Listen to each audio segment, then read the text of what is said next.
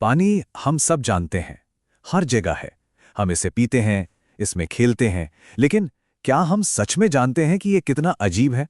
आज हम पानी के 3 ऐसे रहस्यों को सुलझाएंगे जो शायद हैरान कर दें। हमारी ये खोज की कहानी एक बूंद से ही शुरू होती है।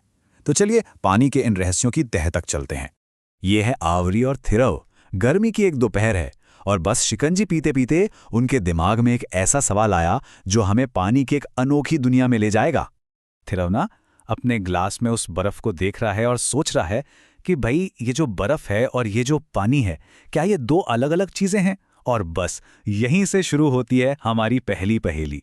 तो हमारा पहला रहस्य है पहचान का संकट, मतलब एक आइडेंटिटी क्राइसिस। क्या बर्फ और पानी सच में एक ही हैं या फिर बस दिखने में एक जैसे हैं लेकिन हैं अलग? चलिए पता लगाते हैं। अब यहाँ 2 अलग-अलग सोच हैं। थिरव को लगता है यार बर्फ ठोस है, हाथ में पकड़ सकते हैं, पानी तो बहता है, तो अलग ही होंगे। लेकिन ओवरी कहती है नहीं, चीज एक ही है, बस उनके रूप अलग-अलग हैं।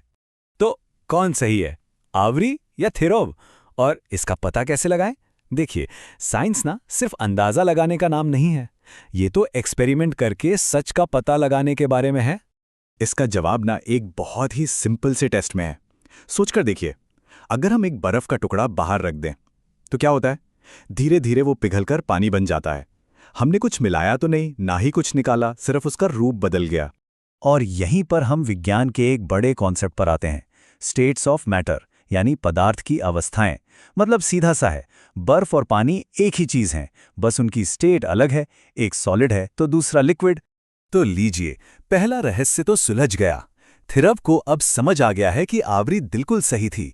चलो अब आगे बढ़ते हैं और देखते हैं कि अगला रहस्य क्या है। अच्छा, अब आवरी और थिरुव के सामने एक नई पहेली आ गई है। बारिश के बाद जो प्लेग्राउंड में गड्ढों में पानी भर जाता है, वो आखिर जाता कहाँ है? थिवन का पहला अंदाजा तो काफी आसान और लॉजिकल लगता है कि शायद मिट्टी ने पानी सोख लिया होगा। हाँ, ये एक अच्छा ख्याल है, लेकिन क्या यही पूरी सच्चाई है? पर आवरी एक और सवाल उठाती है, उस पानी का क्या जो स्टील की प्लेट से गायब हो जाता है? वहां तो मिट्टी है ही नहीं सोखने के लिए। अब मिट्टी वाली थ्योरी तो काम नहीं करेगी, तो फिर पानी गया कहाँ? ये एक ऐसा एक्सपेरिमेंट है जो कोई भी घर पे कर सकता है। स्टील की प्लेट पर पानी की कुछ बूंदें डालिए, थोड़ी देर बाद वो गायब हो जाती हैं।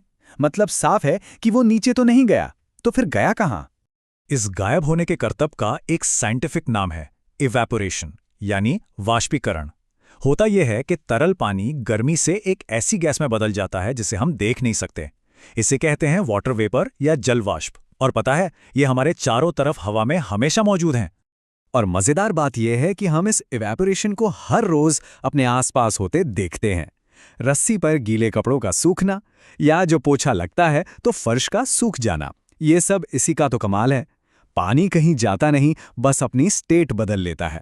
तो अब आवरी को जवाब मिल गया। प्लेग्राउंड के गड्ढों का पानी मिट्टी ने सोखा भी और साथ ही इवैपोरेट होकर अदृश्य गैस भी बन गया। लो जी, दूसरा रहस्य भी सुलझ गया। अब आते हैं अपने आखिरी और शायद सबसे ज्यादा हैरान करने वाले रहस्य पर। ये रहस्यमयी बूंदें, ये तो सबने जरूर देखा होगा। ऐसा जरूर हुआ होगा कि जब किसी ग्लास में ठंडा बर्फ वाला पानी डाला हो तो उसके बाहर पानी की बूंदें आ जाती हैं। कभी सोचा है ये पानी आया कहां से? सबसे पहला ख्याल तो यही आता है कि शायद गिलास में कोई छोटा सा छेद है और पानी लीक हो रहा है। पर क्या सच में ऐसा है? जवाब काफी हैरान करने वाला है। नहीं, पानी ग्लास से लीक नहीं हुआ, ये पानी हवा से आया है। दरअसल ये प्रोसेस इवैपोरेशन का ठीक उल्टा है। इसे कहते हैं कंडेंसेशन, यानी संघनन। हवा में जो न दिखने वाली जल वाष्प होती है ना, जब वो ग्लास की ठंडी सतह से टकराती है तो वो ठंडी होकर वापस लिक्विड पानी की बूंदों में बदल जाती है। कमाल है ना? और इसके साथ ही हमारी पूरी पहेली सुलझ गई। आवरी और थिरव अब पानी के इन तीनों रहस्यों को बिल्कुल साफ साफ समझ चुके हैं।